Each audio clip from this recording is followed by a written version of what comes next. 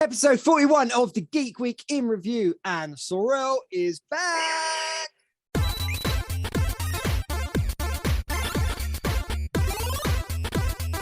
The Geek Week in Review. Hello and welcome back to the Geek Week in Review with me, Jacob's Toyers, of course, the wonderful one and only SuperSorrell, and RyanSpeaksGeek, looking ever so photogenic this week, I must admit.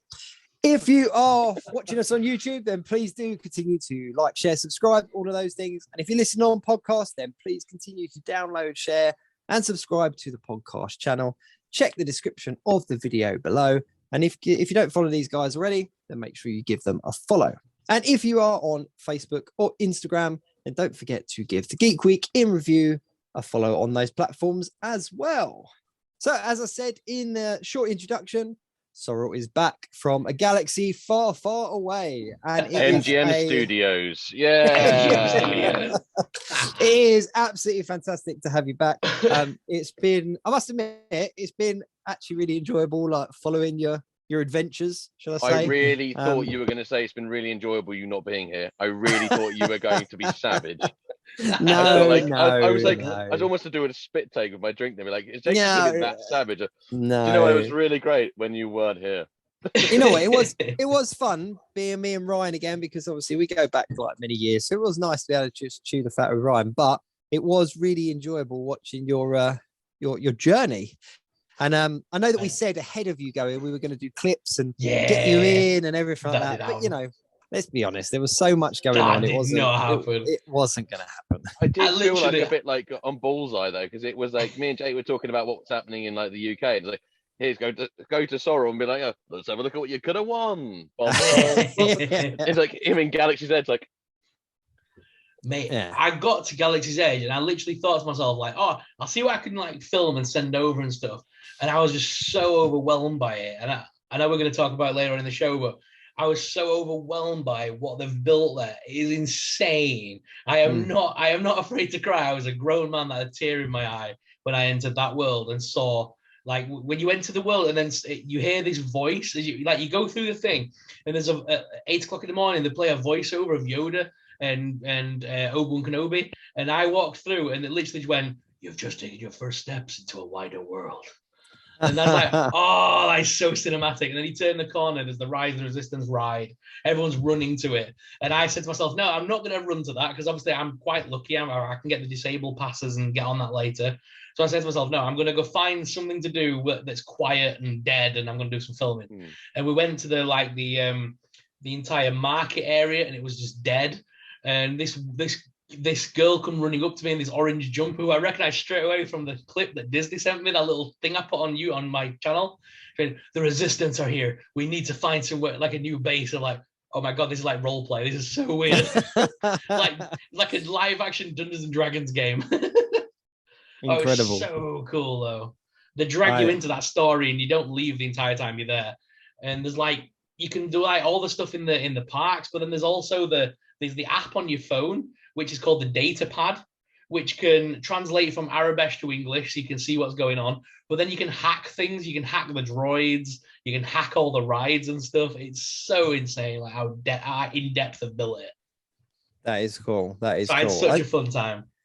It's one of the things though that so many people. I don't think I've ever really heard anybody speak like negatively about their experience there. Like everything I've heard has just been fantastic. I mean, I kind of spoke similar about the Hogwarts and the Harry Potter stuff at Universal, that, you know, even if you weren't a really big Harry Potter kind of diehard fan, like I wouldn't class myself as, but you can't help but get wrapped up in the world. So for it to be Star Wars and interactive and new, like I can't imagine. I can't imagine how good it would be.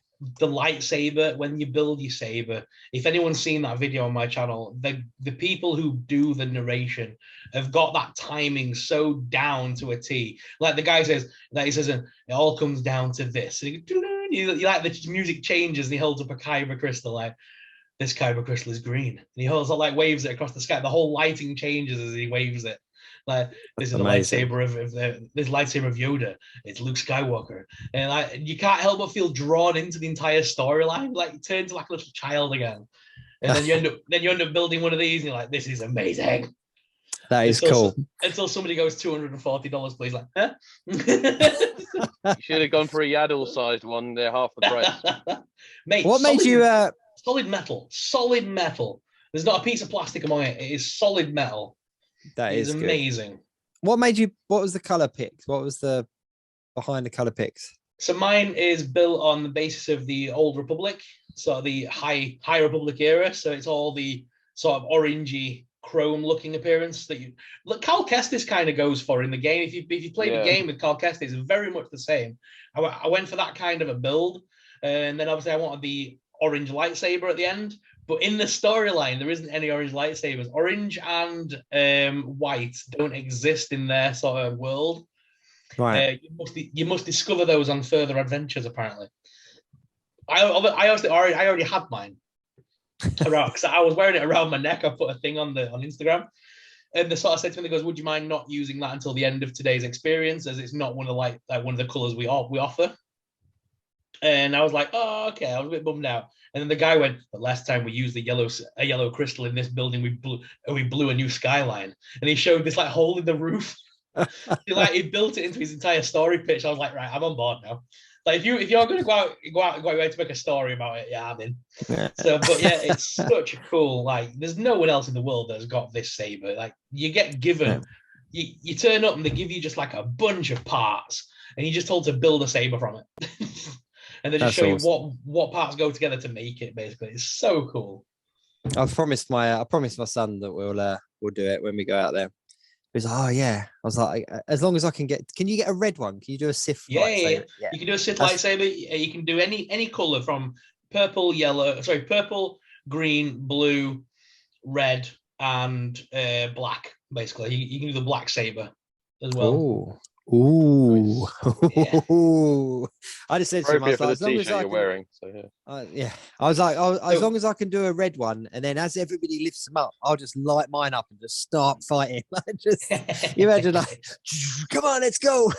But I don't know. I can't wait. It'll be a few years until we can actually get out there, but it just looks awesome. And as most people that will be listening anyway will probably follow your stuff, but the videos that you put out is a real cool little look into it. And I know there's so many different content creators out there that put out kind of Galaxy's Edge stuff. Yeah. But it was fun watching somebody that I know doing it. It made it feel a lot more personal. So my kind of thoughts on it was, I saw before I went, there were so many people that were doing like vlogs and narrated videos and like doing all these kind of, we'll show you around Galaxy's Edge, but I thought I'm going to do it with no narration. So it's just like you're following me around and you can just take it in for yourself. You don't have to listen to me prattle on about just take it in at your own pace like I did. And I kind of liked that. It was more of a like exploring your own kind of video that I tried to put together. Yeah. And then I did obviously the Build-A-Saber and I did the droid. The droid was fun too. I gotta admit that was cool. Yeah, it was cool. It was very cool to. And the Rise of the Resistance. Oh my God, that ride! Did you see that ride? So basically, you get you get into the ride vehicle. Well, hang on, let me start it. So you go up to the thing, and they say, "Welcome to the Rise of the Resistance. Are you ready to join a rebel fleet?" And I was like, "Yeah, okay." So you go through to the rebel base where there's Rey and Poe Dameron on a screen and BB-8, who's a big animatronic droid. And they sort of say that we need you to jump on this shuttle and escort the rebel fleet to Princess Leia Organa's new base. So you jump on this little it literally looks like a little ship. It's like a Star Tours style thing, and you get accustomed by the First Order, and you get dragged into the big Star Cruisers and wherever you. And he comes on screen. Does General Hook and says, "Lower the shields, we're boarding." This guy comes on board your actual ship. He actually like walks on board the ship in the full costume, like, "We are here to inspect the ship, wow. And we're here to, we know you are rebel spies and we're here to arrest you," kind of thing. And you get taken to a detention cell, and the actual hangar is massive to scale. It's like 2 scale. And you get taken to a detention cell and told to wait there. They shut the door behind you, and then suddenly a window is like cut into the thing. It looks like a lightsaber's cut it, and they say, "We're the rebels and we're here to save you." And you get basically taken out on the ride vehicle, and that's where the ride begins. but the whole wow. experience is insane. Awesome. And you get put on this ride vehicle and you go through the whole ride itself, but it's just so like involved. They've gone to such lengths to make that. And the staff members that are dressed up as the because I couldn't help but buy the actual outfit when I was there, because the people that run that ride are all in character. So some people didn't get it. You could tell in the ride, like some people thought they were being rude. And I'm like, no, they're playing characters. They're meant to be the First Order. You've just been arrested. You're the rebel fleet. They're gonna treat you like shit. That's the whole point. Some people are like, all right, like as if they were being rude. Like they're not being rude. They're playing the character. Complaining afterwards. People Really genuinely like could that hear rebel people. Like kids were getting a bit of thing, which I get, but you know, like they were fully in characters. Like this woman comes to me, she's like, "How many in this party?" Like 5. Like, come this way, and they're like escorting you to the thing. And she basically pushed me in the room as well. Didn't care that I had my false leg and I was crippled. That she pushed me in a room and get in. like this is the best thing ever. I was just loving it. I was completely involved. I'm like, this is amazing.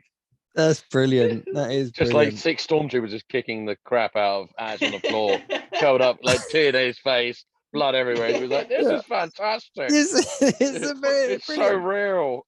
If you follow along on my adventures, though, you'll have found out that I actually joined the First Order on my trip. That was the whole point of buying the costume. I genuinely did all the First Order missions because they were so much fun. It's like everyone was doing the Jedi missions, and I was like, well, this is fun, but there's 1,000 people telling me where to go, and I don't like that. So I literally, I went, right, what's the resistance, the First Order like? So I clicked on the First Order thing, got this message from General Hux to go to the First Order cargo bay. And I took myself off to the little area where it was, and there was nobody doing the First Order mission. So it was like I was discovering them on my own and doing it at my own pace. Nobody going, oh, it's just over here, mate. If you scan that icon, it tells you how you finish mission. Didn't want none of that. I mean, everyone's doing the rebel mission because everyone wants to be a Jedi or whatever. So I just started being a stormtrooper, and I ended up getting. But you go up through the rankings. Like I was a first lieutenant by the time I left. Almost didn't come home. Almost enjoyed it a bit too much. I want to live there. That's incredible. That is incredible. What was your favorite purchase of? Because obviously you did a little purchasing. What was your favorite purchase? Definitely the costumes. So I went to the thing and I was trying on all the Jedi robes. And I'm like, they're nice, but I've seen better ones on Etsy, if that makes sense. I've seen better costumes at Comic Cons, and I'm like, this is okay, but to say this is a Disney one, this feels a bit boring. And then I went and I like tried on the hat, put the jacket on. It had all the things on it, the little the passes and things. You could put the armband on to tell you what rank you are and stuff like that. So I ended up buying the whole First Order costume. Nice. That is cool. It was $170 for the entire costume, including boot covers and everything. So I was like, I'm having that. It's a full costume. So I'm having that. Obviously, being America as well, they were kind of big guy friendly, should we say? So they had my size in, so I was more than happy. Big guy friendly, I like that. That is awesome. Was there a lot of like returnability? Like, could you go back again the following year and enjoy it as much? Yeah, definitely. Obviously the rides will be the same, but the actual experience and the way you go around the parks and stuff were very well built into it. Jake's gone. He's going to Disneyland now. He asked me a question and then he's gone. You've sold it so much that he's actually just gone, right, I'm going to Disney. Fine. That's it. And this is how the show ends forever, because Jake never came back. You did this. Remember that, Ash. You did this. The Geek Week in Review has ended because Jake has gone to Disney on Ash's orders. I could hear you. I was just making sure my door was shut. But the one thing to say is, which I really will give it to Disney for this, I really thought Disney could have just literally built a world and called it like Han Solo's Cantina, Princess Leia's Boutique. They could have just made it about the characters we know, but the fact that they went out the way to make new characters like Doc Ondar and Savvy, who owns the workshop where you build his saber. They made a guy it was the guy from The Force Awakens who tries to steal BB-8 on the back of that thing. That guy from that guy from Force Awakens, it's his droid depot. He owns the droid depot. He brings in all the salvage and stuff. So the fact that they built this whole backstory about Batuu and they had their own characters, meaning like as much as they had Rey and Kylo Ren, they didn't need them. They could have done without them, to be honest.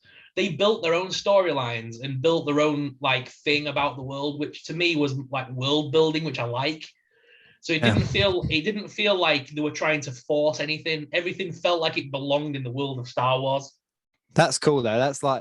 That's a real kind of Disney mark though, isn't it? Where they're like Ray and Kylo and that's your fan service for the younger ones and the ones that all of that's that character, that's Star Wars, and then all the other stuff is for the other fans and it just shows how they really just, and it's the same for most of Disney parks, isn't it? How they just kind of tick the boxes for all the different kind of levels of fandom and stuff. And after seeing how they bring Hondo Ohnaka to life in the parks, they can definitely do a live action Hondo and do it. They can definitely do it. Disney's done it in the parks. Their Hondo that is the animatronic and that you see around the parks is amazing. He looks like he belongs in like, he's not a cartoon, he's a realistic thing. He's actually in the real world now and he looks amazing. Oh, really? You get in the ride queue and he goes, 9 times out of 10, there is no problem.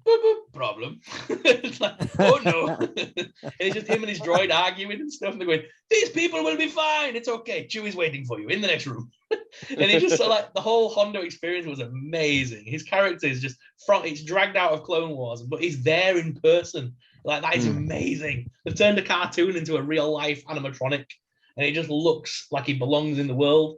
It doesn't look weird or like cartoony. It looks just like they've made a realistic Hondo, so they can definitely bring him to films. Absolutely. I will say very quickly, it looks like I'm not that impressed by anything you've said. However, I'm frozen and I've got no idea why. Like, but it looks like I was either intelligent or like just really couldn't give two craps. You know, like, I only noticed when you started talking. I just thought Ryan's really not enjoying this segment. There you go. See, you're back. You figured it out. It out. I don't know what happened there, Ryan, but you don't look as unimpressed as you did. Oh, it wasn't my fault. It was a carbonite freezing leak. It happens from time to time. Fair enough. So let's move on. So we were going to actually talk about this later on in the show. We were. I've got a proper tangent about it. We just kind of, and I'm sure it's going to come up. It's going to come up as well. But let's talk a little bit about the kind of news of the week and stuff that's been going on this week, and then we'll kind of going to be Ash's new band camp, isn't it? It's this one time at Galaxy's Edge, we were talking about Batman, but it's like okay, whatever. Let's start off with Marvel Legends because there's very little to talk about with Marvel Legends. Obviously, we had it was Walmart Con, wasn't it? That Walmart Con, weirdly. Which it's everyone and their mum. Now. I know Walmart Con. But it's because of the pandemic and all that kind of stuff. Everyone decided to go on board, and I think the thing with Walmart Con is that I'm not overly fussed about seeing the new cereals that's available or the new the big napkin discount reveal. No, but to their credit, they do a lot of collectors items and stuff, and obviously Hasbro Marvel Legends have Walmart exclusives, and they've actually shown off the first of the kind of Spider-Man 60th anniversary kind of I don't want to call it a wave because it's not a wave, but the line that they're going to do, and that's the Silk and the Dr. Octopus 2-pack. Did we talk about this one last week, Ryan? I can't remember if we did or not. We did touch on it briefly, didn't we? And a week later, we've still not got any official images. We've only got those 2 renders.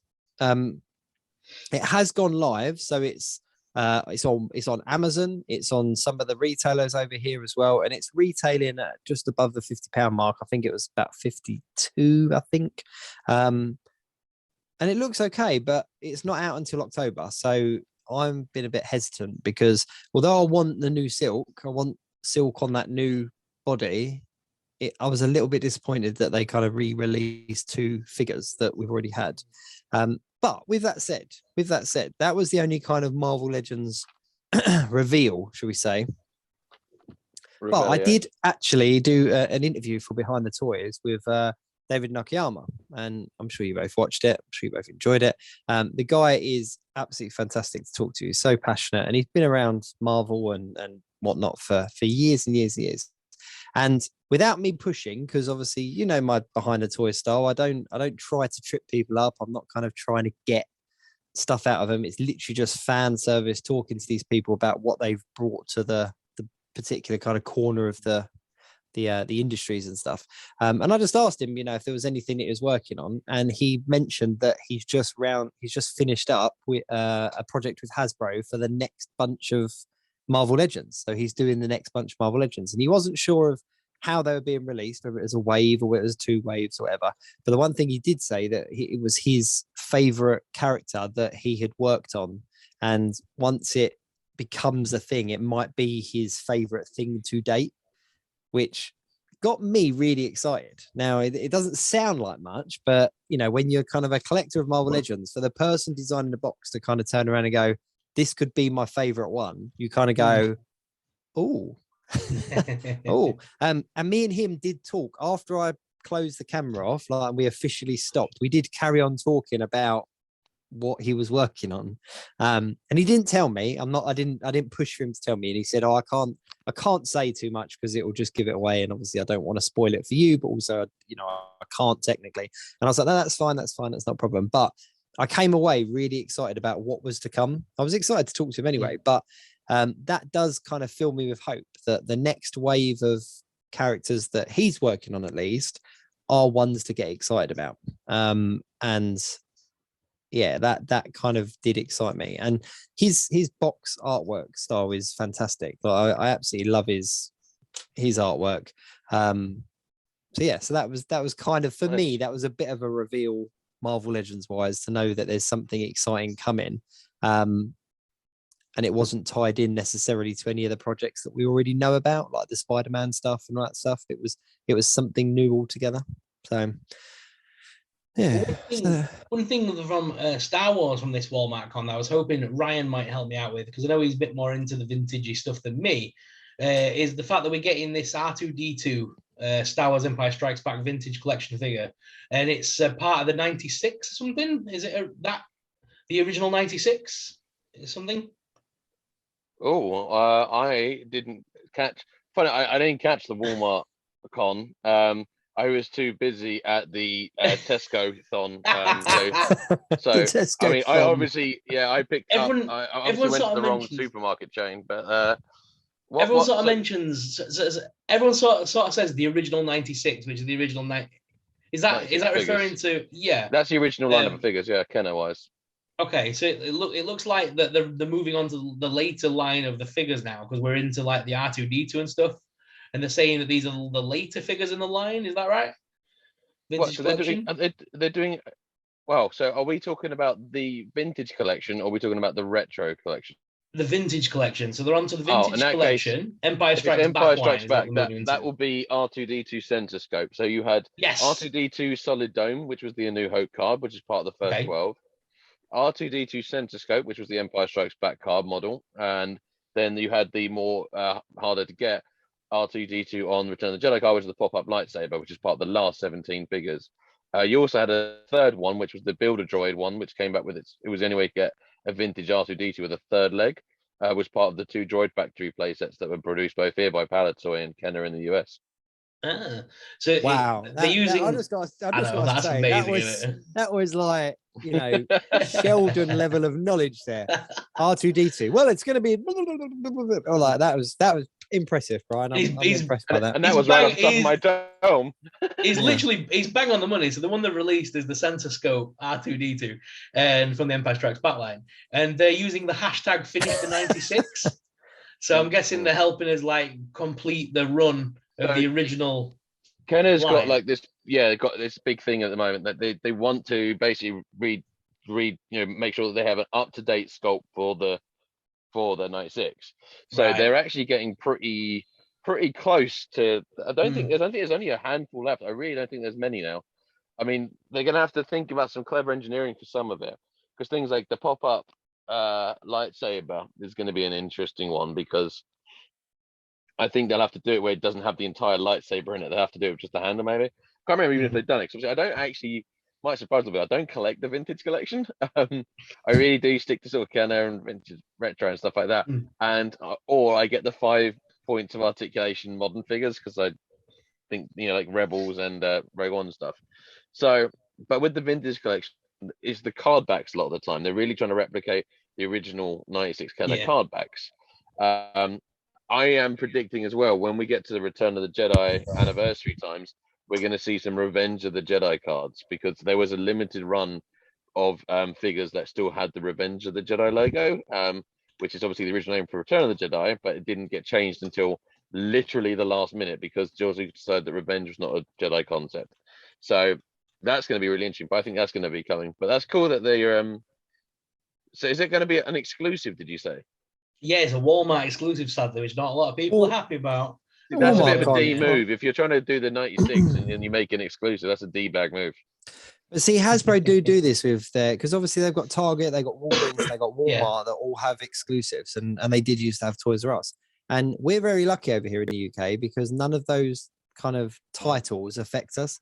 It's a case of, if we can see it's coming out, we know that it's going to be a little bit more pricey. We know that it might be limited to, you know, X amount of retailers and stuff, but I've never, it's never kind of put the fear of God in me when they've mentioned it being exclusive. But the guys over in the States, you know, collectors over in the States, a Walmart exclusive, that's difficult. That's territory. That's difficult territory. And it's a lot of driving. Sell for loads on the secondary market as well. People will start scalping. This is where scalping really comes from, is that it's when they do this limited availability thing. And I just don't ever get how it's good for business to be so limited in what you distribute, because if something's popular and selling loads, surely what you should do is provide more. I mean, I'm not sure if supply and demand still works the same, but I think it has since the dawn of time. But you know, if the demand is there, then you should meet the supply. So the way it works, I believe, is that, so like, Hasbro will approach Walmart and say, will you stock our goods? And Walmart will say, we'll stock your goods for the year only if you provide us with this. So their thing is, we want an exclusive figure that's only available in our stores for like a select amount of time. And that's where this whole exclusivity comes from. Same with Target, same with all the major retailers. They will all demand, if we're going to stock your GameStop. If we're going to stock your Hasbro product, we want this, and this. So they'll get so many exclusives a year. Hasbro should be smart and be like, of course you can. Here is your vintage collection Constable Zuvio. It's only a matter of time, though. Let's be honest. It's only a matter of time that these retailer exclusives exist, because now the fact that they've taken everything in-house, they could literally just say the only way to buy Hasbro is by coming to Hasbro, and Hasbro will become an exclusive thing. It's got to be in the pipeline. But we're seeing that. We're seeing that already, like with the Marvel figures, that there's Pulse exclusives. Hasbro shops. That'd be cool. No. That would be quite cool, wouldn't it? But it's like the Marvel Legends line. There's Pulse exclusives. I mean, across all of the brands, the Hasbro brands, there's the Pulse exclusives, but nobody's really barking about those. Nobody's kind of going, oh, what does this mean? What's the direction that this means it's going? And it's not a bad thing. I don't think it's a bad thing at all. As a consumer, it's not a bad thing, because you want your product, you know where to get it. But I think it's very much like a Marvel kind of story, in the respect of, you know, back in the day, Marvel sold all its, you know, intellectual property out to all the different studios to keep it alive. And Hasbro probably did the same. They jumped into bed with these different companies, these different stores, so that they could get their product out there. And now they've grown to a stage where they could quite comfortably sell their product from their own backyard and be just as popular. I don't think, you know, being tied into these different stores and stuff doesn't make them the strength that they are. And as a matter of fact, as we're discussing now, the store exclusives create more resentment and more arguments than any of the other figures. But yeah, for us, I mean, it's cool. I mean, I remember back in the day, though, again, just talking Marvel Legends, but as a Marvel Legends collector, before we really got kind of strong retailers over here, the exclusives were hard to get. And it's things like I think the more recent one was the Cuckoo Sisters, that when they came out, they were really hard to get. And the retailers over here, the Cuckoos. Come on. The Cuckoos. Who are the Cuckoos? Oh, Ryan. Don't come on me. I just gave you an encyclopedic recitement from memory of R2-D2 releases. I'm clearly more of a Star Wars guy. Emma Frost sisters. Yeah, you know who Emma Frost is? They're technically clones of her, but they are her sisters. Yeah, they're clones. Oh, is that like what they did in the awesome show? Gifted, not Gifted. Yeah. It was in They were in Gifted. Yeah, they were in Gifted. It was the Gifted. No, wasn't it? In Gifted, yeah. The three. I always get that in the three blonde ladies in Gifted. Esme. It'll come to me. And one of them turns good at the end. I really liked that series. I was gutted when that ended.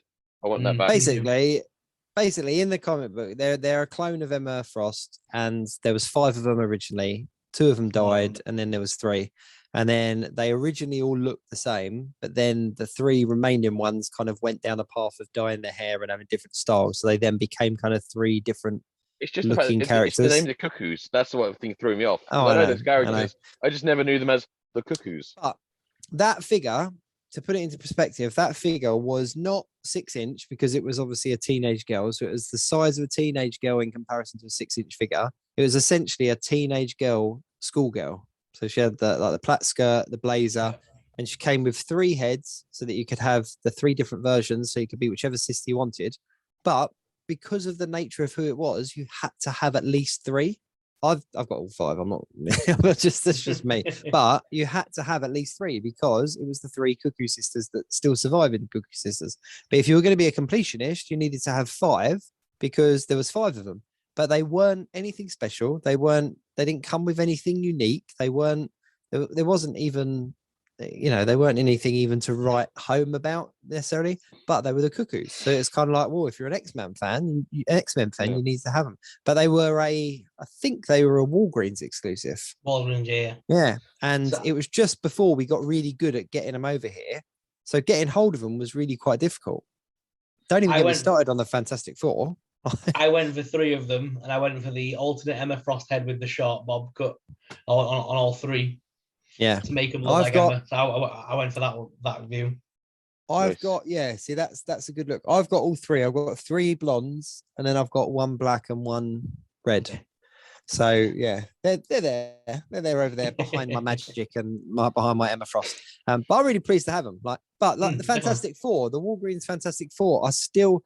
Their retail price has dropped, but only in the recent surge of Fantastic Fours that we've got. Mate, to this day, I don't own them. To this day, I don't own them. I don't collect Marvel anymore, but I would still kill to own those figures. The original F4s from Walgreens. They are still the best. They're, in my opinion, they are still the best ones. But yeah, so I think that eventually we're going to see the end of all these. And I think that the fact that they put Pulse out in other countries, UK included, the fact that they're doing things like PulseCon, that they're doing the live streaming and stuff like that, it just makes good business sense. So I think that the Walgreen, I'm just giving Hasbro business advice now. Every time Ash takes a drink, I swear it's a different glass or a container. Have you just got like a lineup of different? So I've got my large coffee in my Turvis cup, which I prepared earlier, and then I've now run out of Jack Daniels and Coke in the pint pot, so I'm kind of it's got sad different about patterns that. on the side. It's because I think you might have picked up a different way, but it looked like you had like a glass of No. colour. Then I saw like a glass with like the first order symbol. Then I saw he had a travel mug, and it was like a different travel mug. I was like, that's just like, have you got like 12 drinks lined up? You just be like. It's just all the cup. It's all the cups he got from Galaxy's Edge. He just wants to use them all, got a deal with like the local Tupperware place. He's gone, oh, look at these glasses you can get. The range is amazing. So speaking of figures, what else are we talking? We talked a little bit about Star Wars there. We talked about Marvel. Any other big figure news? Yes, that was a very good video. I enjoyed that. I won't lie, it was really satisfying. But I have to confess, I actually took one apart really carefully. Yeah, of course you did. So look at that. That was it was a prop. It was I used that was a good video. It was a good video. I couldn't. Speaking of Steve, have you followed his Razor Crest road trip thing? I've been watching it. Been good fun. It's been good fun. Yeah. I can't believe that he went to 2 of the places with giveaways and nobody turned up for him.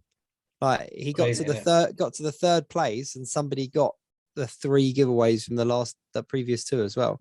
So they got like 3 bags of goodies. They had like, and each one of those bags was stacked with stuff as well. Like, a good few figures in each. But yeah, and I messaged him and I was like, how has nobody turned up? Like, I'm shocked. Like, that's shocking. But it was a good series to follow. Hats off to him for doing that. It was a good series to follow. Toy news, there is literally nothing happening. It has been dead. There's been obviously the Walmart Collecticon is all things that we already knew was coming. That's the thing. It's just that Walmart have now said, "Oh, we're releasing this product." That is literally the only thing that's changed. So everything is pretty much the same as before I went away. Really, there were like a few releases last week, weren't there?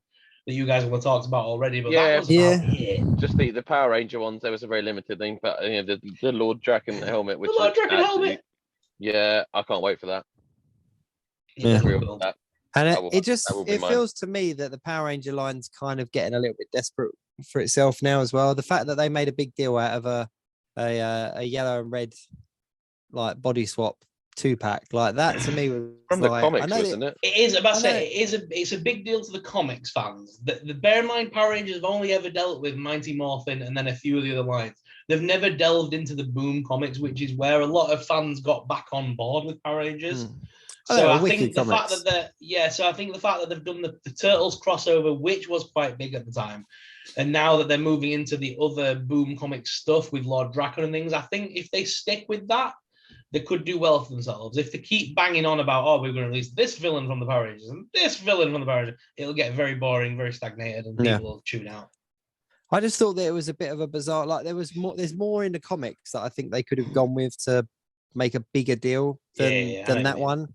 I was just kind of like if I was collecting that line, I would be a little bit, okay, I want it, but there was more I would have liked to have had first, if that makes sense. It seems Vulcan Skull Rangers, the orange and purple. Yes. That would be cool. That would probably have been a bigger thing, I think. Yeah, that would be cool. Do you know what made me jump off of the Power Rangers line? When they released Rita Repulsa. I was just kind of like, no, I'm done now. Why? I just didn't like it. I'd been waiting for it for so long, and it came out, and I was like, don't like this. This is I don't like it. I don't know. I think I just built it up in my head so much that I wanted her, and then they released her, and I was so offended. I was like, no. Mind-blowingly never released her as a kid. You could have all the one episode baddies that That's you wanted. Why I wanted her. That's why I was so hyped about her. Yeah, it was just I'm helmets and stuff like that. That's more my thing with the Power Ranger stuff. I would like to get like the Ultimate Original Megazord. That would be really cool because I love that one. And the Dragon Sword. But I must admit, the helmet line, I think they've really got the market covered. Like they're good. They're like the Spider-Man helmet for Marvel, for example, I think is awesome. But when I think of Spider-Man, I don't think of the Iron Spider helmet. I think of a mask, or it's nanotech and stuff like that. Yeah. I find that one an odd one. Yeah, but with Power Rangers, it is a helmet. It's a Power Ranger helmet, and in the show, you saw them holding them under their arms. You saw them putting them on and clipping them on, unclipping them. They have even got the little clasp details. Yeah. Because I've got the Pink Ranger and the Red Ranger. Like I said, I'm still trying to find a White Ranger. So if you're watching this, contact me. But I've got the Lord Zed one I'll pick up at some point because then again, they're not hard to find at the moment.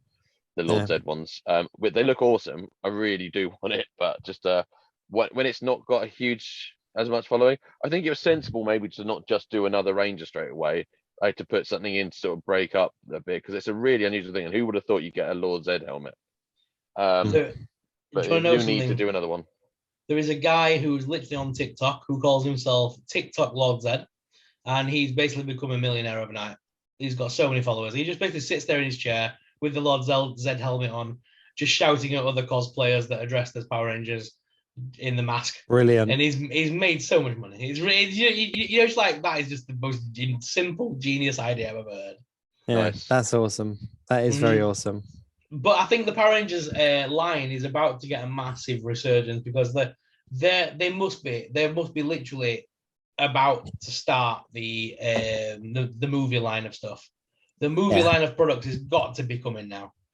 And I think done the ninjas, didn't they? Well, yeah, but they were based on the TV and the Japanese kind of Super Sentai thing. I think if they release the ones that are based on the American cast from the movie and give us the movie variants of the suits in the different look, the darker scaled armor and the proper movie look. And if they give us the proper ninjetti with like the proper faces from the actual movie, give us a couple of characters like Ivan Ooze, that pig character that never appeared ever again, with the monocle and everything. Yeah, he was great. Yeah, Bulk and Skull. If they did all those in a line and then release tubs of Ivan Ooze as well that were slime for kids, that would sell like hotcakes. Awesome. Exactly, that would sell. I'll say it now. If they did the 92 film, when did it come out? 95. 91? So it's Was it 95. that So I late? went to Oh wow! go. I went to go see it. Wow. I've actually got it over there, and it's signed by Rocky, the Red Ranger, as well. Oh no, I was You supposed to go wasn't in with you on that. I was, yeah. Huh? Oh, Rocky. I'm about to say. I thought you said Jason. Squeeze Jason was me? in it. Rocky Baking wasn't. powder? Yeah. I was like, Rocky's in it. Yeah. Sorry. It was Jason did appear in the Power Rangers Turbo movie, which you should never, ever, Ever ever see. watch. Ever, ever. But, He was trapped in a dwarf's jar for the whole film. yeah. If they released that line, if they released the Power Ranger movie line from that 95 film, I would definitely buy the team because I had the lineup. I had white, green, red, blue, yellow, black. Yeah, I had them all. I think a lot of people like yourself who have sold on the original line, if they now go, oh, by the way, movie line, I think a lot of us that are in his 30s would go, hell fucking yeah. Should I tell you why as well, though? Is that the TV line didn't work well with my Marvel figures, if that makes sense, which I found odd, but they looked out of place. Whereas I think the movie line would look more realistic. Yeah, they would kind of fit in better. But yeah, and It's Kimberly coming. face sculpt. They need to improve that Kimberly face sculpt. That was another reason when I was like, I was in love with that woman for years as a kid. And when they released that face sculpt, I was like, this is just an insult to my childhood, let alone the Tommy. person. Yeah. But yeah, I met Jason Dave Frank at MCM. I met him and had an awkward picture with him. Such a nice guy. He is really cool. But I was just kind of like, my kids bought me the photo opportunity as like a birthday present or whatever, and I went, and it was just really awkward. I was just kind of like, this is like, you were like a hero as a child, and I look at the picture now and I look older than you. Like, like, how is that fair? Like, you know. But I am really hyped for that White Dragon film. That looks so cool. Looks so cool. If Hasbro are smart, they will do some figures for that. They will. Yeah. Come on. Yeah, you've got to. You've got to. I mean, speaking of film though, Morbius, that's due, and the first critic reviews are in, aren't they? Yeah. So, and I know the post-credit scenes as well. I'm not going to tell you, but I know what they are. Yeah, I know what they are. Off camera, you're going to tell us about them. So, for me, it's like one of the things like, and I've told you before, one of the first ever comics I picked up was the Night Stalkers. That's one of my first ever issues of Marvel I ever picked up as a kid. Was the Night Stalkers, Hannibal King and Morbius. So these characters are massive on my list, and obviously they were a big part of the cartoons growing up. Morbius has always been one of those vampire characters I've always known about. Yeah, he was my like gothic sort of Marvel hero. Yeah, he was never a villain to me. So I'm looking forward to the film. I've got to admit.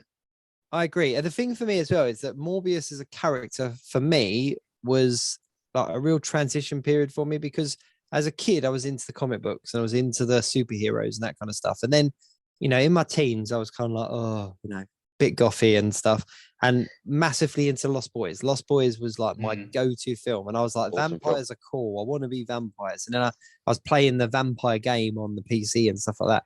And then I kind of, you know, comic books are in the background. But then at that type of time, that's when you got all the Marvel Knights and the, you know, the Ghost Riders and that kind of stuff. Really, they really pushed that kind of, you know, comics can be gritty and dark as well too. And then I kind of rediscovered Morbius, and I was like, wow, he's a vampire, but he's different. And it's, so I was very much the same. So I've been looking forward to this film for years. Vampire game on the PC, please tell me it was Vampire the Masquerade. Yes, mate. Yeah.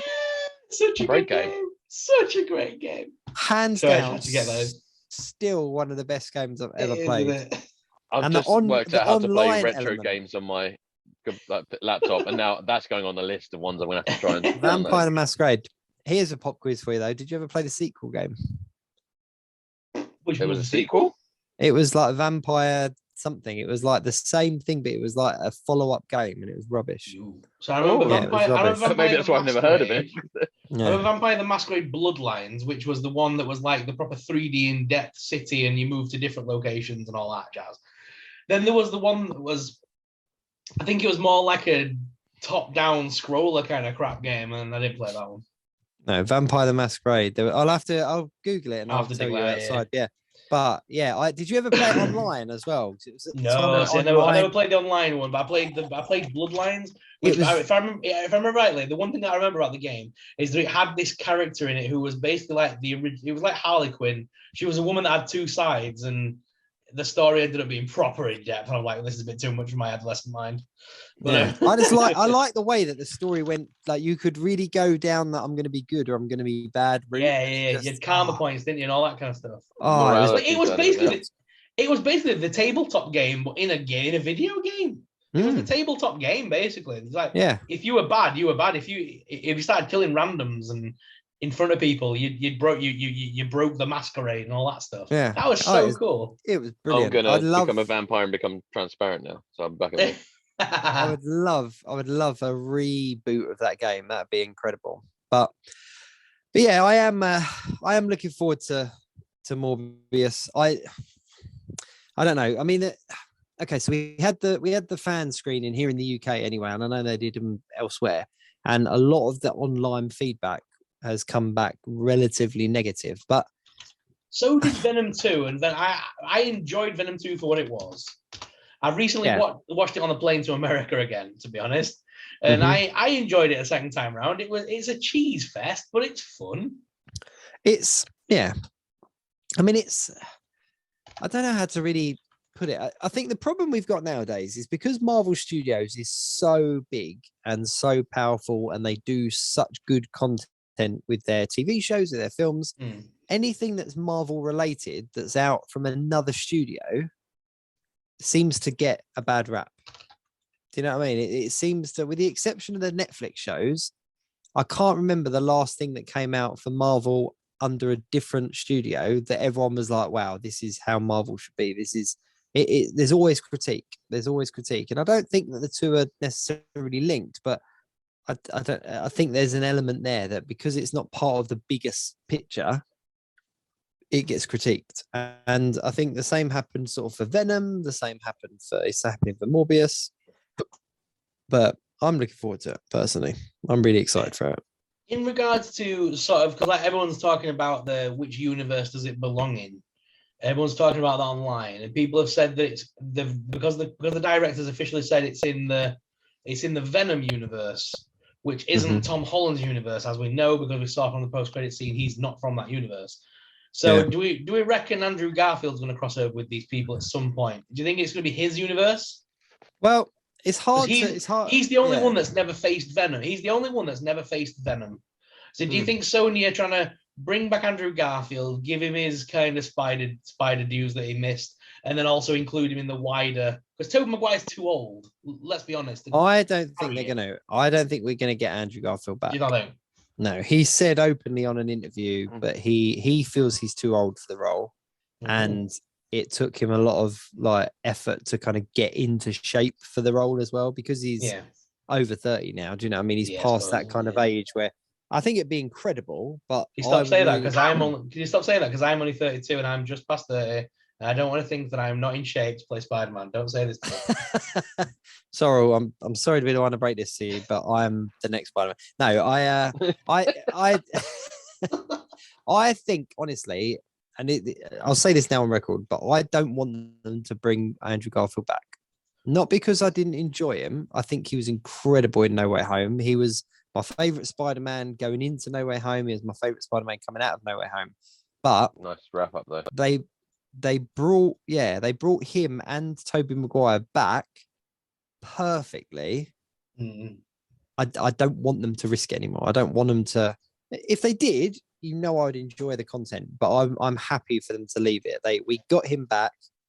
We kind of rounded up all of those kind of things that people critiqued about and stuff like that. If they were to bring him back, especially at the moment where the Sony verse isn't as well received, I wouldn't want him to come back, and I wouldn't want to see another Amazing Spider-Man scenario where everyone slags it off and then 10 years later tells everyone how it's their favorite film. I just wouldn't want it. I wouldn't want it. But I don't think he would. I honestly don't think he would. Did you hear? Also, there are a lot of tiny knives in this film apparently, and that is his one weakness. Did you hear Will Smith's supposed big news about Marvel? No. Isn't he trying to push his son to be Miles Morales? Well, he said recently, everyone's jumped on it, saying that Will Smith has just said that Jaden is Miles Morales. But basically, he said in an interview that Jaden is currently mentally and physically working on getting ready for a role that he's got that is in a series of films that people are familiar with, but essentially saying, I can't remember the exact quote, but basically saying that he's training and mentally, physically getting ready for something that's a series of films that people know and love, but this particular character and story hasn't been done yet. And so everyone's jumped on it and gone, well, it's Miles Morales. But the difficulty is that Jaden's a similar age to Tom Holland. So it wouldn't really work for the character. Like, he does look younger. So I don't know, maybe. And because Tom Holland's kind of matured as that character in front of us, maybe it could work. But I think that there's probably better actors out there that deserve that opportunity. I know what it is. What? Cobra Kai season 5. Oh. Mic drop. Oh.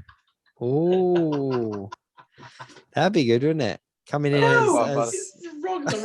I was joking. It's the wrong thing. No, it would be good. It would be good. It would be bringing in Kung Fu versus karate.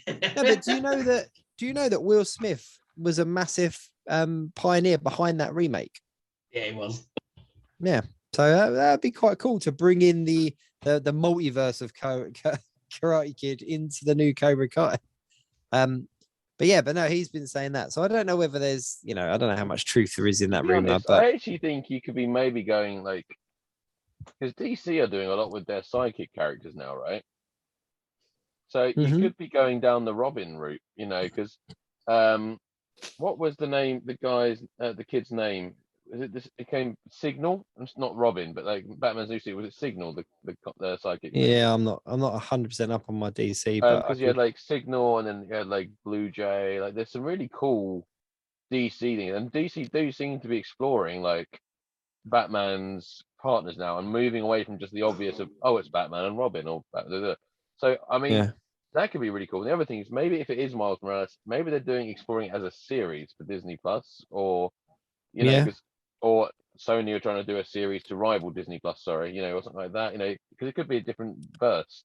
I think the thing is, though, is Miles Morales as a character, like he's incredible Spider-Man in his own right, but his origin story and his kind of establishment ties in so heavily with Peter Parker that it would be criminal for them to kind of do it. Oh, we're going to do it, but we're going to do it away from this. It's kind of like, no, give us the stuff as it is. Do you know what I mean? They might oversaturize, because you've got like Spider-Verse coming out, like number 2 coming out, obviously is in works. Yeah. So you sort of run the risk of going like, oh look, we've got this the animated film that everyone's been waiting for, and we've got the live action film coming out. It's just. I personally don't think we're going to see Miles Morales for a while. No, I don't think we need to.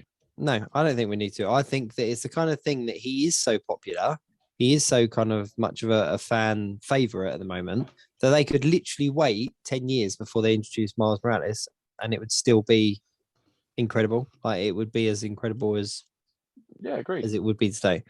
I think Miles would be a character to introduce once Holland has had his run as Peter Parker. Let that come to an end, and then introduce Miles Morales. Yeah. No, just because we've already had a bunch of Peter Parker films, you wouldn't want any more then going forward. Miles Morales would be a clean slate to release films on for the next 10 years.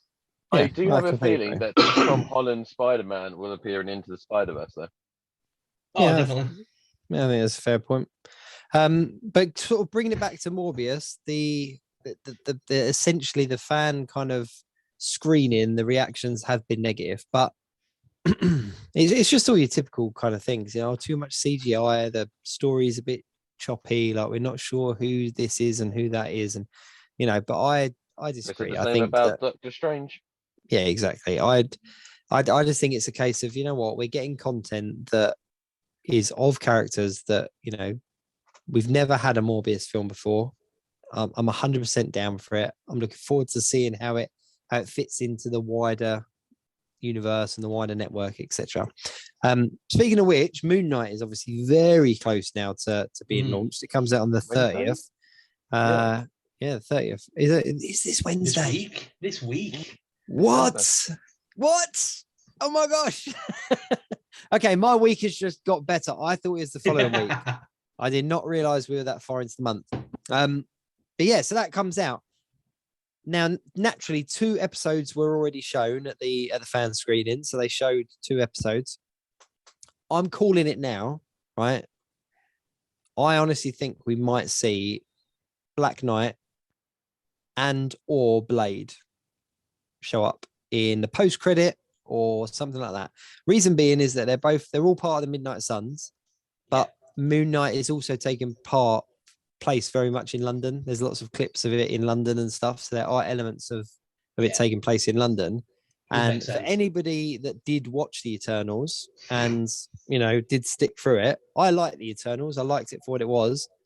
But for those of you that did miss it, there was that post-credit scene of the Black Knight, Jon Snow himself. Not Jon Snow. What's the actor called? Kit Harington. Yeah, that's it. Kit Harington. His character picking up the Blade. And it was, spoilers, but it's so long ago now. It's not even spoilers, but spoilers. There was a voiceover saying do you want to do that? And it was confirmed to be the voice of Blade. So that's confirmed that both Black Knight and Blade are there in London in that location. And now we've seen that Moon Knight are in London. And it's too much of a coincidence that 3 characters of a certain team from a comic book are all in the same place geographically. I think that is a group saver on the tickets. Yeah. They were like, does anyone put an advert on Facebook? Does anyone else need to go to London? If I can get 2 other people to go with me, we all save like a third on travel. All killed together, and that is the only reason. I think you're obviously reading too much into it. That was clearly what's going to happen. Blade and Moon Knight, the Black Knight, all just sat on the bus. Blade sitting there going like, "Have you got my bank details? Because you guys still need to transfer me the money." And Black's like, "Oh, well, the sword through customs." Can I just say, I love the fact that Ryan has blurred his background, which is amazing, but there is a slight high definition glitch going on between your headset and your head, which allows us to see the background in full HD detail, making it look really out of shape. Every time you move, I see different things panning across. You see it? Yeah, I don't see that. No, it's so cool. No, I do. So all around him is blurred out. Yeah. It's all blurred out there. Every time it moves, I just see Captain America's shield, Wolverine's claw. I can see it now. Now that you pointed it out, that's really cool. It's funny.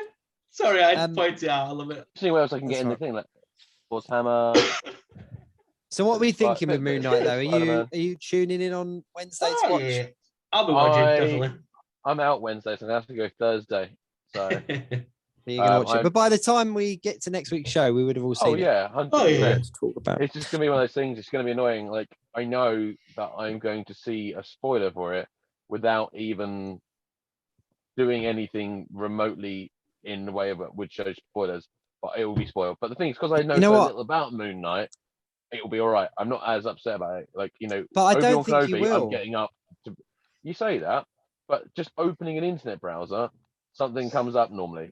No, but I mean, I don't think there's going to be a huge amount that they can spoil because because everything's so fresh with this. It's like none of the characters in it are characters that you're familiar with. So unless kind of somebody that you do know who they are turns up, it'll be hard to spoil it. But they've already said that it's distanced from the wider universe and that. So you're not going to have like Hawkeye show up or the Hulk making a cameo. Speaking of Hulk, there's trouble in paradise there, isn't there?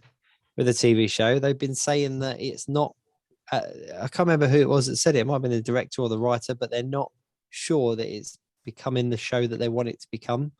And they were quoted in an interview saying that they basically saying like they weren't sold on it yet. And there's a lot of talk as well about how Banner's going to pass the torch in this show. That's how Mark Ruffalo's quoted that this is him passing the torch. So yeah, so the Hulk TV show or She-Hulk is on the cards at the moment. I always hoped that when Banner passed the Hulk, it would be to the new Avengers kid. That is he called something Chang? Yeah. I was Ryan hoping, something or I was hoping it would pass to him rather than She-Hulk. She-Hulk's her own character in her own right now. She doesn't need to be in Banner's shadow. Whereas I think him passing it to the new Hulk would be more beneficial. Yeah, definitely. And obviously, what's his name as well? Passed away, Thunderbolt Ross. Yeah, Thunderbolt Ross. Yeah, it's just as they sort of seem to be using him again. Yeah, there was lots of talk about him being the Red Hulk and the Thunderbolts and that kind of stuff, and it was obvious. It was common knowledge. It was made public that he wasn't very well and all the rest of it. So, and I think he was 70. He wasn't. I was shocked about how old he was. That sounds really stupid because not that a lot of people will remember him for this, but I really liked the 90s Lost in Space film. Like when I was a kid, I was obsessed with that film. I absolutely loved it. I've still got the robot somewhere from when I was a kid because it's one of the toys I refuse to get rid of ever, and I will never get rid of it. Genuinely terrified of the spiders and all stuff like that. And I remember him in that, and like that was sort of the main thing I remembered him. And so when I found out how old he was, I was like, it sort of throws you off. You didn't realize how much time had passed, and suddenly you're like, "Oh, I'm sad now." It was like, was that the one with Joey from Friends? It was. Yeah, I loved that film. I absolutely loved it. I thought gone to sleep. I actually loved it. Gary Oldman as Dr. Smith. Yeah. Never so fear. What? Smith is here. Is that the giant? Yeah, I loved it. You know what? Actually, the new Lost in Space TV show, I've given up now on series 3. I need to go back and read. Yeah, I don't know. I was waiting for the spiders. I'm just not going to lie. I was waiting for the spiders to show up. I was like, where are the spiders? But no, I do need to go back and revisit it. But yeah. What was the other one I was going to say as well? There was another TV show. Oh, The Defenders and stuff. Daredevil and that. Have you picked up any of those on Netflix? I've seen them once before. Disney? I'm not in a rush to. I will finish watching them at some point. You know what? Because I watched them all in their entirety when they were on Netflix. Absolutely loved them. They were the Arrowverse version of Marvel at the time. They were doing things that on television that we hadn't seen in the films and stuff. And I've gone back and watched them, and I've done the first series of Daredevil, the first series of Jessica Jones, because I'm watching them in the order that they're intended. I remember you saying you're going to do the whole. You're going to do the story order, aren't you? I did a video that kind of breaks down the story order and stuff, and I'm now halfway through Daredevil series 2, where the Punisher's been introduced and that, and I'm absolutely loving them. I forgot just how good they are. Like they really are amazing TV shows. And I'm actually really excited to get to Iron Fist, because it was so badly received at the time. Watching them in kind of binge order, I'm really excited to see how well it fares up, and I'm hoping it's a lot better than I remember. Logo on this background, just to throw that out there. Have you? No, of course I haven't. Can you imagine if there was an Iron Fist logo on the back of this? All these really good superheroes, and Iron Fist. Mate, Iron Fist in the comic books is really cool. Really cool. But no, I'm really looking forward to seeing whether it kind of holds itself or whether it drops off and it is as bad as kind of people made out, just because I think at the time it got a really bad rap, and I think it'd be really cool to actually get to it in chronological order and be able to say, you know what, actually it's a lot better than I remembered. Luke Cage still. And Luke Cage gets really good. I trailed off with that after, like, spoiler alert, Cottonmouth died. I think I said before. I loved that villain so much. They killed him off like halfway through, and it was like, oh, no, I'm alright. I'll catch up with it later. And I just haven't gone back. Yeah, it's seeing Disney Plus. It's seeing Ahsoka in it as well. That cracks me up. Like it's just kind of hey, you turn into Ahsoka. It's like... I was sitting there going like, I still think of her as like, Ahsoka is the woman from Rent. Yeah, she was in the film. She was. She was. Wondering what it meant. If anyone just was listening to that, didn't know she was in that film, and just thought I was talking about like I rent a flat from Rosario Dawson or something. Or Rosario Dawson's my landlord. Yeah. Ahsoka is the woman I owe money to for my house. But no, I'm really enjoying them. They're definitely worth going back and watching. My son gets really excited every time we turn on Disney Plus because there's obviously an Obi-Wan Kenobi kind of logo there, isn't there? Like coming soon. He's like, Obi-Wan Kenobi's on. I'm like, no, it's not. It's not yet. It's not. It doesn't come out until May. Like we've still got to wait. They're not going to drop this randomly. It's gonna be, mate. Speaking of obviously Kenobi, whilst I've been away, obviously you guys, blew up my phone while I was 36,000 feet in the air. I was literally on the final part of my trip to Florida, and my phone just started going mental because I bought the Wi-Fi package so I could keep in touch with everyone down below. And literally, my phone just started going deet, like vibrating like crazy. And Dad's like, people are trying to get in contact with you. And I'm like, yeah, Kenobi trailer's just dropped. I'm up there, 36,000 feet, trying to get the trailer to download. Like, come on! It was. I enjoyed it. I did enjoy it. Yeah, we talked about this a bit last week. Like, I just, my biggest gripe is not with the trailer, it's with the people watching it. I'm so bored of people moaning about it. That's not how it looked like in the very stylized animated TV show. Like, it's really getting on my nerves. Like, but look at Yoda. You've got to admit, in both Clone Wars and in Rebels. Like, Yoda is terrifying in Rebels. Genuinely suffer nightmares. And I get that there's been one of his species in Revenge of the Sith, but just get over it and just talk about something else for a change. I'm bored of it. Stop it. Oh, here we go. The fact that the guy appears, the fact that one of his species appears in Revenge of the Sith, like, the guy who goes, I'm not sure if he's bringing any help back. That really tall, lanky dude with the. And then all of a sudden we see another version of his species in this, and it's basically a dude with face paint on. You're like, that looks really bad. Yeah. And it's not thingy. Why didn't they just cast I can never remember his name. Why didn't they just cast Draco Malfoy's dad? Why didn't they just cast him in it? Why did we have to have a new actor trying to do the voice? I don't understand. But why did we not get just the person who played Ahsoka for the entire time? Why did we get Rosario Dawson? Yeah, fair point. But yeah, it's just because I think with because Ahsoka's going to be in this for a long time. She's in for the long haul. Inquisitor's in it for this season and this season alone because he's going to die. He's not a character they're going to use going forward. And it's just, for me, it just feels like, come on, they could have used Jason Isaacs' voice at least to give us something that looked remotely similar to what I remember from Rebels. This is a potato-faced dude in a red line on his face. I've seen better cosplays. Let's be honest. Well, we'll see how it actually is when we watch it.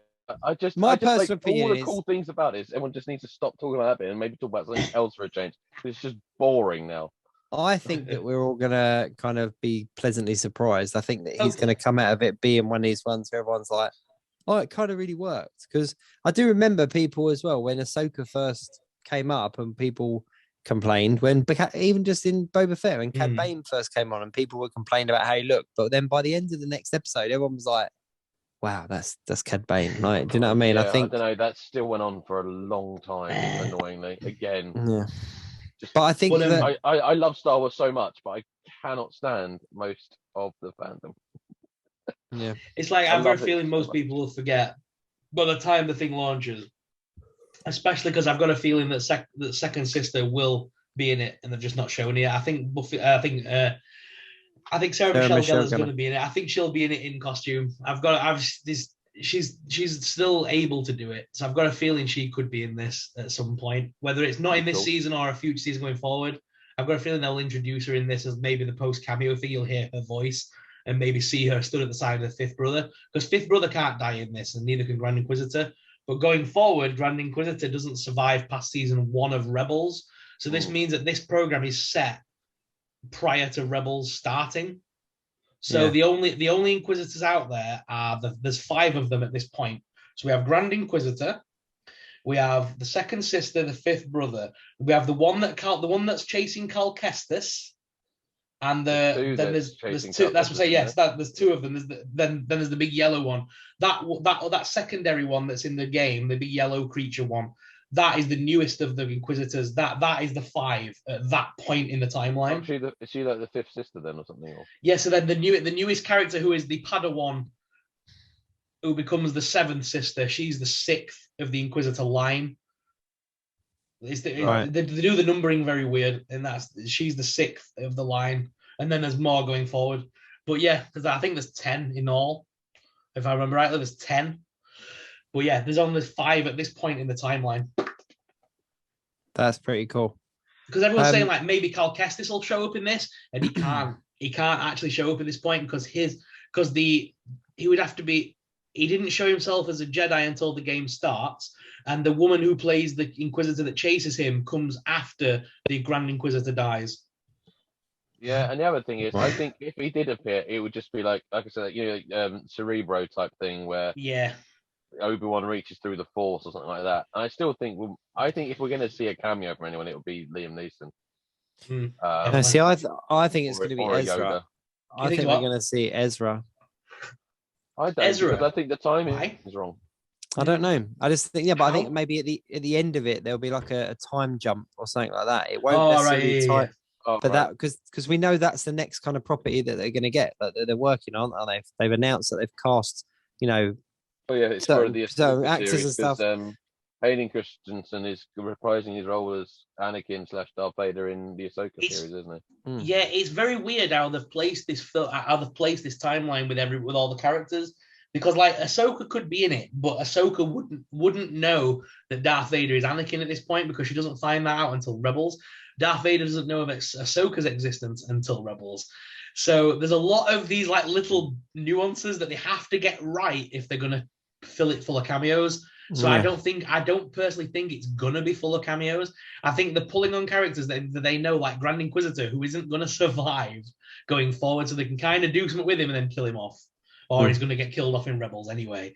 So they can do little things that won't tie into his storyline too much. I really hope they don't focus too much on cameos, because this I think it's gonna literally be.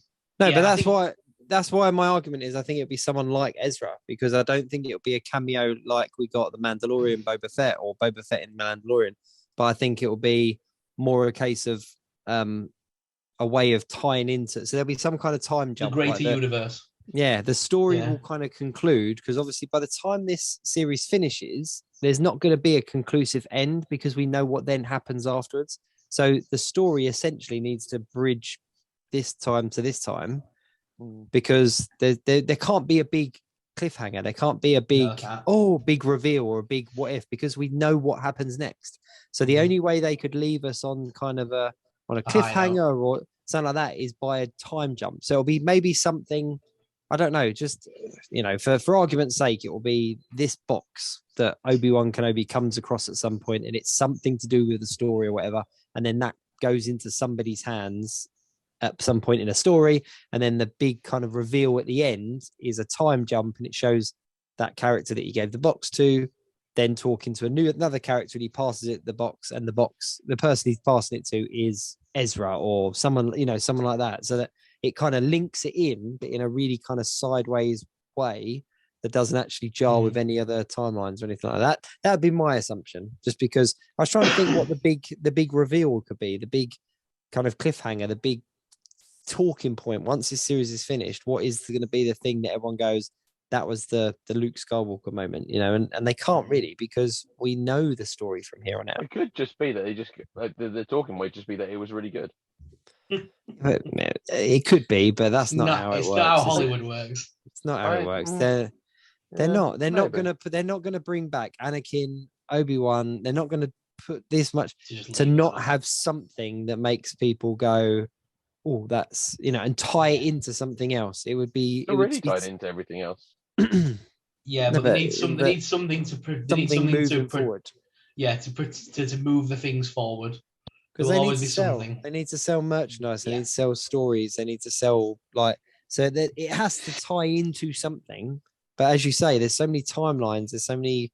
I don't want it to be full of cameos. It can't be full of cameos. But there will be something, and that's my prediction. Time jump that or just something that will pass from one storyline to another.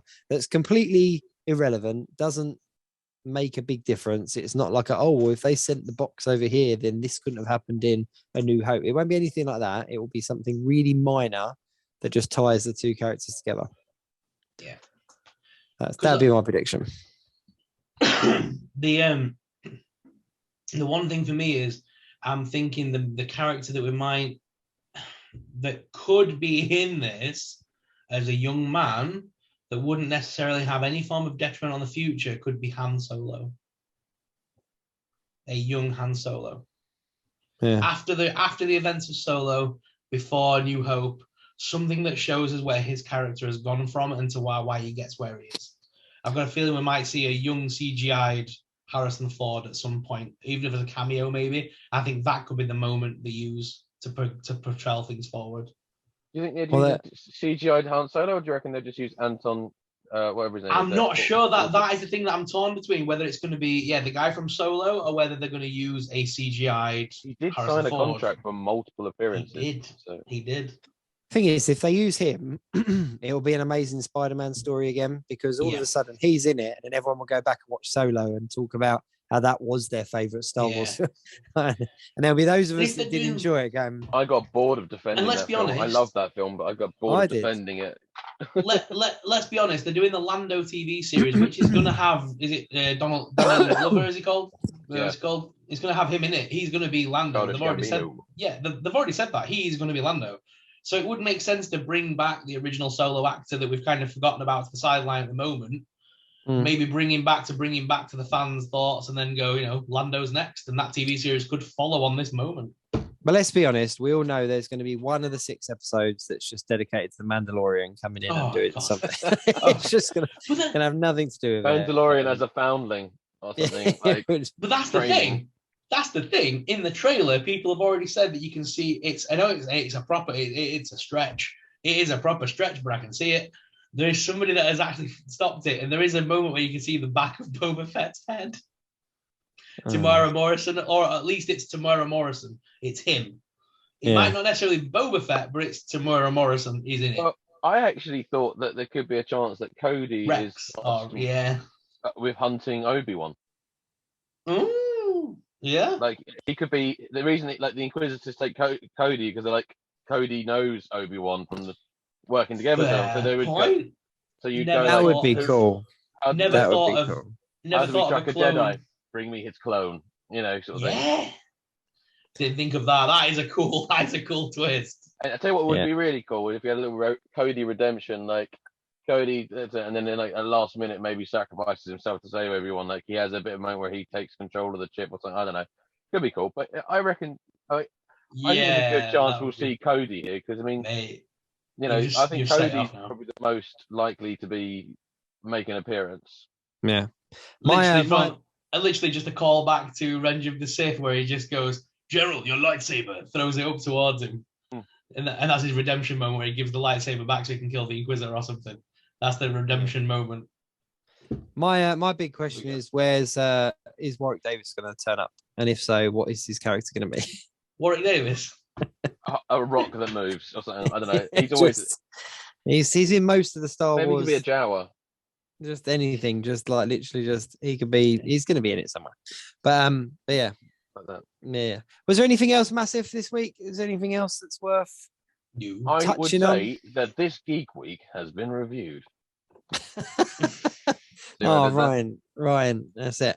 That's it. Obviously, it's great to have Sorrell back, bringing the team back together. And we are closing in on that 1-year anniversary of the Geek Week in review. So as always, if you are watching, please do like, share, subscribe, and keep on supporting. It is very much appreciated. Check us out on Instagram and on Facebook. And if you are listening to the podcast, then please continue to download, share, and all of those things, because it is really appreciated. I think that's about it, gents. Why are you talking like an airline pilot? Is this your new outro since I've been gone? You've gone ladies and gentlemen, you will find that we have reviewed this week in. I was just trying to say no. You guys have blown it up. No, I'm joking. To be honest, I didn't even realize I was doing it. But like I said, do check us out. Give us a like, share, subscribe, all those things. Anything else that you guys want to add before we kind of sign off officially? No. No, I think I'm good. Check the description out below. Give these gents a follow if you don't already do so, including myself. My details are there as well. And until next week, I think that's about it. Looking forward to next week. Next week will mark 10 episodes away from our 1-year anniversary. So we are closing in on the celebrations. We need to think of something big to do for that 1-year mark. So until next week, as always, Keep it geek.